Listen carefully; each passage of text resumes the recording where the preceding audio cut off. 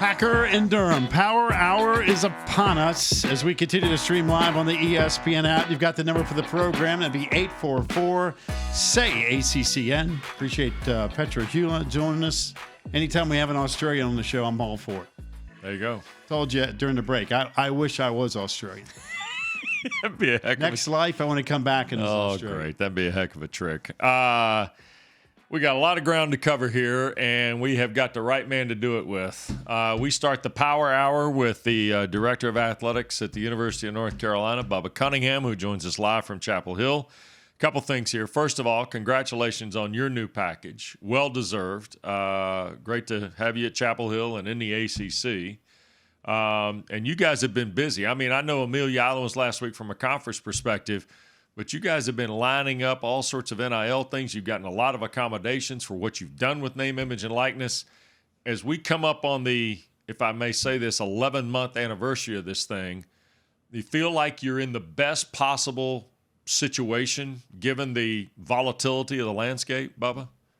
Well, I guess that's a good way to try to frame it. I don't feel like we're in great shape. I feel like we're trying to navigate new space like everyone else.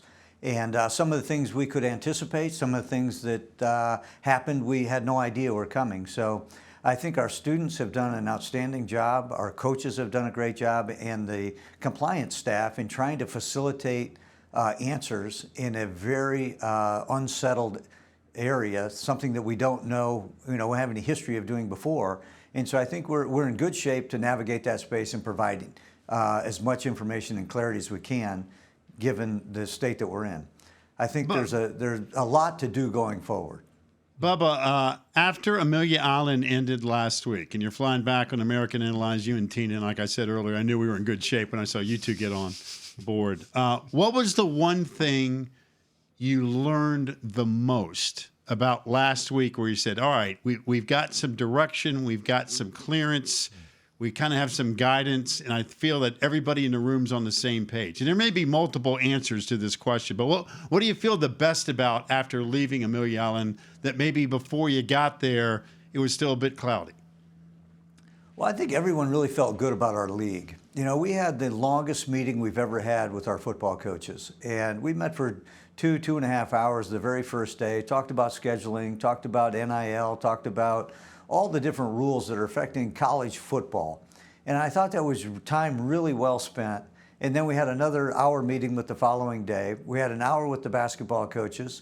We had an hour with the women's basketball coaches, and each of them had a few different issues that were really important to them. And I think that's what really I came away feeling so good about our league, because our coaches are so engaged and we're so engaged with them. And then the other thing that we were able to do while we were down there is we had an hour with our presidents and CEOs. And so it was the first time they have met with all the athletic directors. They were on Zoom, we were in person. And I think as a league, we got on the same page. We're talking about a very turbulent time in college athletics. We had consensus principles we have as a league. We want to make sure that education is in the primacy of what we do. Health and safety is important. Opportunities and equity is extremely important. But then when you get to recruiting and fair play in this NIL area and transfer portal, and the concept of pay per player, what does that look like going forward? And the sustainability of college athletics as we move, what do those three things look like? They're going to be very, very different. And it was the first time all of us got in the room and said, okay, what do we think that looks like? We don't really know what the answer is, but at least we're having the conversation to say it will be different, and we need to be thinking about how to best serve our students in this new space. You're not the first. You're the first athletic director we've talked to post Amelia Island that told us about the collaborative nature of your meetings. I think we heard from football coaches, Mark? I remember Dabo Sweeney in particular telling us he never felt better aligned with his peers in the head coach's room for football. Bubba, I don't want to qualify this league as up on a pedestal away from everybody else, because I know that it's going to take everybody to get this sorted out. But does this feel like there's been a major breakthrough in teamwork here again, almost like the pandemic when you just knew you had to find a way? Now we know we got to find a way again to kind of calm the waters here? Yeah, I think you're right. It's very unsettling for all of us, but I think all of us having a conversation and talking about it makes it a lot better. You know, all of us are uncomfortable because it's new.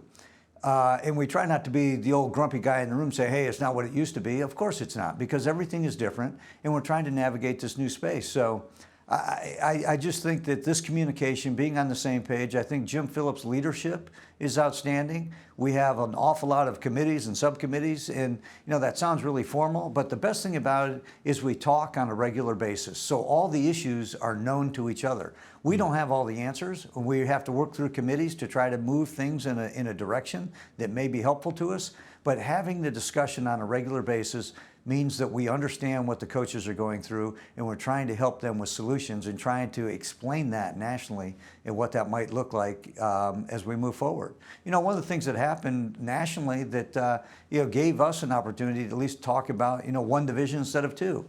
Now that the council has passed that, that opens up a discussion that it's not theoretical anymore. It's pretty practical, and say, okay, if we want to do this, this is how we can go about doing it. But that was going to be my next question. The Pac-12 this week, it did not take long for George Kliavkoff to say, listen, we're going to have our two best teams play for a conference championship. I know that was a huge conversation piece last week at Amelia Island. Do you get a sense, again, you're allowed to change your mind, obviously, but do you get a sense that the ACC is probably going to follow that path based on conversation? Well, I don't know if that's a definite answer that we're going to follow that path. I think there are some people that still like the divisions. I think there are some that, hey, I can win the Coastal, I can win the Atlantic. And so you do have, quote unquote, a couple of winners as opposed to getting to the championship and only one team winning. But during the pandemic, when we didn't play a non-conference schedule, we did go to a single division, and Notre Dame ended up playing Clemson in the ACC championship game. And I think all of us said, oh, that was a pretty good outcome. And so I think that really opened up our eyes to looking at that possibility. So as we've joked about before, I've been in the league 10 years now, and if we have 3 meetings a year, that's 30 meetings. I'd say 27 or 28 of those meetings, we talked about 9 games, 8 games, 1 division, 2 divisions, changing the divisions. And so that's just what we do. And at some point, we will make a change. Okay, well, Pastner told us he'd like to play 28 conference basketball games. You want to tackle that one for us while you're here? Oh my gosh! I personally think that, and boy, did I get some questions with the basketball coaches about why the ACC only got 5 teams in the tournament, and we ended up with the best record in the tournament. So, playing 20 games, I think actually hurt us a little bit this year. I do think some of our non-conference scheduling was impactful, and I think having 2 fewer non-conference games hurt us a little bit. So. Yeah, I'm not a fan of playing more games, so I have to disagree with Josh on that one. Okay, I want to go bigger picture here. You've got some colleagues in this nation that have come out and made some fairly literal statements about the industry. Jack Swarbrick telling Pat Forty he thinks we're in a very, very difficult situation. Gene Smith, who I know you've been on committees with, has said that he thinks the college football playoff ought to run major college football and ought to run, quite frankly, the power conferences. That's a possibility. Do you subscribe to that kind of logic? And I got to be honest with you, Bubba, it makes a lot of sense to me when I hear that maybe the commissioners and the CFP and Jack Swarbrick can all get in the same room. I feel like we could streamline things a little more efficiently for sure. I think you're right. College athletics has been built on football, quite frankly. I mean, the NCAA was created for the health and safety of student athletes over 100 years ago. So this is just another iteration. We used to have 1 division at the NCAA. Then we went to 3 divisions. Then we subdivided Division I into 3. We had the bowl system. We had the alliance. We had the BCS. Now we have the college football playoff. The administration and management of college football and college athletics has been changing over time. Not to mention the fact that nationally we have a lot of new things happening. We have a very pro-union executive branch in government with President Biden, and he's controlling the NLRB. That may lead us into a different direction. The Supreme Court, the judicial system, the Supreme Court has ruled that we're in violation of antitrust and that we have to change the way we operate. And then the legislative branch of the government is very pro-student right now, and so they're going to push us into a different direction. Meanwhile, we have Title IX that we have to worry about, and we're violating antitrust. So all of those things lead you to a situation where you say, we need to manage this differently. Should we carve football out and manage it totally separate? That would leave basketball in Division I in the tournament, which subsidizes the rest of the NCAA, which I think makes sense. But I think a very significant look into football and what's best for the sport, what's best for the students that are participating, and how do we make sure that we stay equitable, I think we need to examine that. I don't think any of the folks that you mentioned have the answer yet, but I think they're raising the absolute right questions. Bubba, we just saw really an ugly episode for college athletics unveil itself this week with Nick Saban and Jimbo Fisher. And it's not an ACC problem, but really it's a college sports issue. Give me some positives about name, image, and likeness that maybe don't get the headlines while we're all sitting here talking about who's paying who and all that kind of stuff. I mean, because you got a front row seat here. Give me some positives from all of this based on the last 10 and a half, 11 months. Well, the positives, it creates opportunities for every one of our student athletes. And as you know, we've had a couple of student athletes been extraordinary in their sport, whether it's Jamie Ortega in women's lacrosse or Aaron Matson in field hockey, and or Chris Gray in men's lacrosse. Many of our Olympic sport athletes, the best ones, have done very, very well in the NIL space because they have gotten endorsements by companies, or they're endorsing products that they use and play with. A lot of our students are running camps and clinics on their own in their hometown. And then we have a lot of individual students that are incredible influencers on social media, and they have gotten a lot of benefit from NIL. They've learned about taxes, they've learned about planning, they've learned about organizing their time. All of those things that we had hoped would happen, they happened as well. But yes, the last 24, 48 hours has been very disappointing to see the disagreement and the disparagement of each other. That's not healthy for anybody, and I think everyone feels badly about that.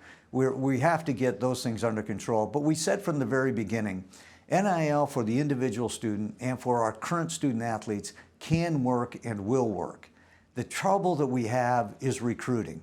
We don't draft like the pro leagues do, and we don't have a salary cap, and we don't have contracts. And so that makes us different from the pro leagues, yet we're trying to be this modified professional system embedded within the academy. And there are really difficult spots, and boy, the last 48 hours really showed some of the worst of the worst.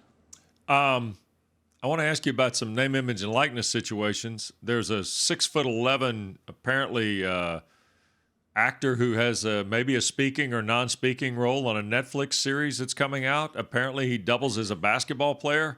I mean, that may be the one that caught my eye the most here in the last month or so. Armando Bacot on Outer Banks, Bubba. Yeah, absolutely outstanding. Absolutely. And that's wonderful for Armando. But for guys old enough like me, then you sit there and say, oh, gosh, whatever happened to Sam Gilbert and UCLA? Are we right back to where we were 35 years ago? I don't know what's going on. So I'm delighted for him, and I can't wait to watch the episode. By the way, as far as individual sports, I know women's tennis, huge match coming up today, last night. Women's lacrosse, rocking and rolling. Baseball, walk-off win against Florida State. I know we're getting late into the quote-unquote sports calendar year, but man alive, North Carolina's got some cool stuff going on late in the game, don't they? Very excited about it. Last night, you mentioned I was at both those games last night, and to be there, 2 outs, bottom of the ninth, 2 guys on, 0-2 count. And, I mean, that's what you dream about. And Alberto knocked it out of the park. We win 7-5. Then to be able to walk over to women's lacrosse and see our team finish off and beat a really gritty Stony Brook 8-5 to go to the Final Four, excited. And our men's golf team is leaving a little bit early next week to go out to Greyhawk and compete in the NCAA. So we made the cut there, and I hope to get out there. I will get out there next week. But really excited for what's going on with our spring sport programs. You got to get out there and walk with Austin Greaser, right? You got to give him some of the yardages. You want to do some of that, don't you? Because apparently, you know, he went 63, Bubba. That's like right in your neighborhood occasionally. Yeah, exactly. I mean, he and I play him a lot of times we play. I play 9, he plays 18, and we see how we do. I still think you're in trouble. When a dude's walking around going low, shooting 63, I want unless he's my partner, I want no part of it. Zero. I mean, Bubba, that's the thing about this. And here's the part. And we've talked to a lot of your coaches, right? And we visited with a ton of coaches, obviously last week at Amelia Island. But we talked to, you know, whether it's Jenny Levy or we talked to soccer coaches, tennis coaches, all sorts of stuff here, softball coaches. the pressure in coaching now is not the conventional pressure. The objectives aren't the conventional objectives. Are you worried about the profession of coaching if we don't get this kind of toned down a little bit? I am, and our coaches talk about it occasionally. You know, the coaching the game has always been pretty hard, but now managing your roster and managing everything associated with the program got a lot more difficult. I was actually with Anson recently, and our women's soccer coach, and Anson had passed out a cartoon, and the cartoon was the picture of a teacher and two parents looking at the student saying, "Why do you have such bad grades?" And the caption underneath said 1969. Then there was another picture that said 2021, and it had the parents and the kid looking at the teacher saying, "Why does my student have such bad grades?" And that's really what has changed. It has really changed the accountability and responsibility for students to say, okay, I own this and need to make sure that I do it right. Our coaches are feeling that, and it is a really challenging time for coaches to be managing everything associated with the program, and all the pressure to win, or the most pressure to win, comes from within the coach. They want to be successful, but managing the personalities and the expectations has gotten a lot harder, and I do think that's going to have an impact on whether or not folks want to go into that profession. Bubba, last time we had you on the show, I asked the question about timing, and we talked about national legislation in some shape, way, or form for NIL, and you mentioned, hey, at this rate, it could be 2 or 3 years down the road. Given all the stuff that's happened since the last time we had you on the show, do you still feel the same as far as a timing standpoint in terms of national legislation? Yeah, I do. We had some. This is a little bit of a tangent. We had multiple stadium projects going on the last couple of years, and we got way behind schedule. And people kept asking me, when are these projects going to be done? And I finally just got tired of it, and I said, well, they're going to be done on Thursday. I don't know what month, I don't know what year, but that's what I said. So this whole thing about when we may get some clarity to this, it's going to be 2 or 3 years, but I'm hoping we can get it done by Thursday. I have no idea. As I mentioned, the 3 different branches of government, the transition of leadership in the NCAA, the debate and discussion, as Wes was asking earlier, should the football be pulled out? Can the CFPA, which is a management council now, create a governance and administrative structure that would run college football? All of those things are going to take a long time. So backing up to the question, it's going to take 9 to 12 months for a new CEO of the NCAA to get in place. It'll take that person 6 to 9 to 12 months to kind of put a plan together and shop the plan and get people to agree. Bob Bowlesby is retiring, so with the 5 Power 5 commissioners, they'll be down to 4, with a new person being put in place within the next 12 months or so. So those leadership changes are going to impact timing as well. So I would think 2, 3, 4 years, we're still probably hopeful that it'll happen in that period of time. And I forgot about the Transformation Committee that's doing work right now. They were supposed to be done by August, but now they're saying we can't get it done by August. It'll take a little bit longer. But what we can't lose sight of, we're still playing games. We're still providing incredible experiences for our student athletes, getting great education. I know the economic stuff is driving everybody out of their mind, but let's not lose sight of what we're doing. We had over 100 students graduate on Mother's Day this year, student athletes graduate on Mother's Day. That's what we're all about. We're debating on our organization, our structure, and the economics. But let's keep these kids in mind, because that's the most important thing that we do. And that's the part, though, and Pac brings up the stat all the time about the number of kids that hit the portal that don't find a landing spot, Bubba. And for people my age, I guess, mid-50s, that's the heartbreaking aspect of this, because there is, and you know this because you and I have had the scholarship discussion through the pandemic. We've talked about all that. I know that fundraising and that scholarship money is still critical to any lifeblood of any school in the country, especially those ACC institutions. But it is heartbreaking to know that there's snap judgments being made about a portal where a young woman or a young man do not land and continue their education. That number has got to stop. We got to find a way to get that number down, and we can do that without a lot of stuff going on. It is disappointing, and right, wrong, or indifferent, we've tried to make rules over the last 25 or 30 years that improved graduation rates. We had a whole academic committee that was designed to do that. We created APR, we created GSR, to move kids, progress toward degree. We had those situations where somebody was in college for 5 years and didn't graduate. We said, we have to fix that. That's when those metrics went into place. And so we've done that. The reason you couldn't transfer and be immediately eligible was because we knew that if you stay at one school longer, you have a better chance of graduating. We've lost sight of the fact that that's why these rules were in place. What we're saying now is freedom of movement. If a coach can leave to go to another job, the student should be able to leave as well. And there's merit to that as well, but the times have changed. The economics of college athletics has changed. So what we're trying to do is figure out, in this economic environment, we want to give students the right to move and do things, but we know that there's going to be a downside of doing that. Our graduation rates will decrease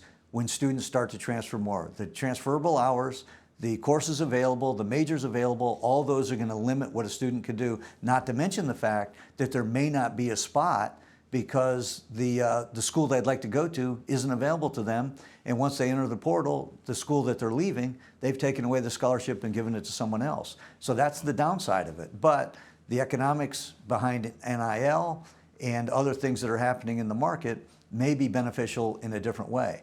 So we'll have more money to have programs where you can finish your degree after you leave. We'll have better healthcare programs. All of those are a benefit of the economics, but there's also a downside to it.